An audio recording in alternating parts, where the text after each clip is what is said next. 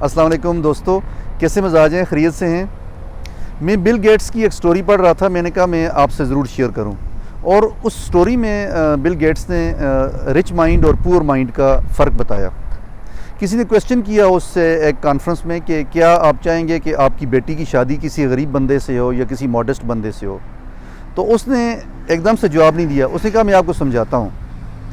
پھر اس نے کہا کہ جو رچ مائنڈ ہوتا ہے، اور میرا مطلب رچ سے یہ ہے کہ وہ مائنڈ جو کریٹیو مائنڈ ہے، جو یہ سوچتا ہے کہ میں نے دولت کیسے بنانی ہے. میرا رچ سے یہ مطلب نہیں ہے کہ اس کے اکاؤنٹ میں بہت سارے پیسے پڑے ہیں اور وہ بہت سارا پیسہ اس کے پاس ہے یا اس کے پاس دولت ہے اور وہ رچ ہے.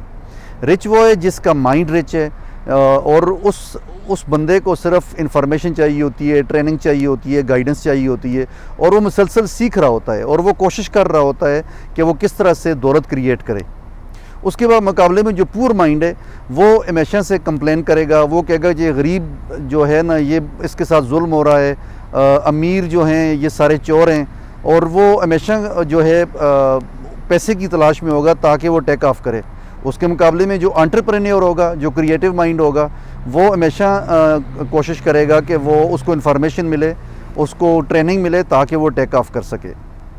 تو یہ اس نے بڑے اچھے طریقے سے غریب کا اور امیر کا فرق بیان کیا. اس نے پھر یہ بھی کہا بل گیٹس نے کہ آپ یہ دیکھیں کہ جو لاٹری والے ملینئرز ہوتے ہیں، the people who become millionaires suddenly out of luck, they have got a lottery and they become millionaire.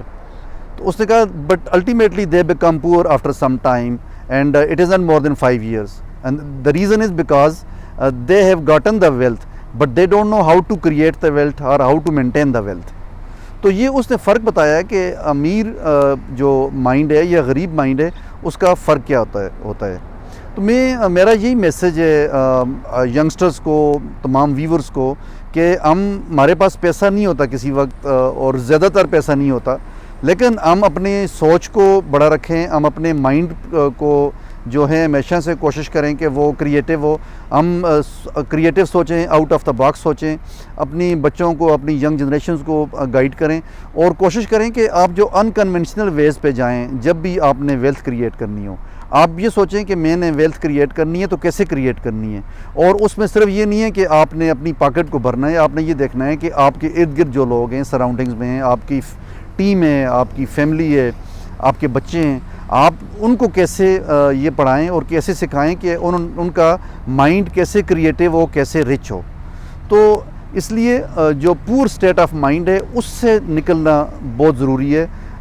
Rich state of mind میں آنے کے لیے آپ کا دماغ، آپ کا دل کھلا ہونا چاہیے، آپ کی سوچ بڑی ہونی چاہیے. You should keep on learning. کتابیں پڑھیں، آرٹیکلز پڑھیں.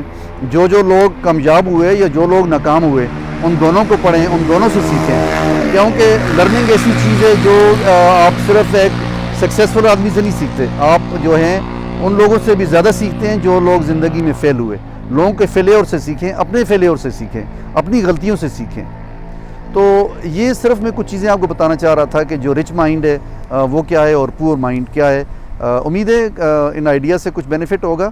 اپنا بہت بہت خیال کریں اور کوشش کریں کہ try to become a creative rich mind instead of becoming a poor mind, having no thoughts, no learning, no creativity and complaining all the time.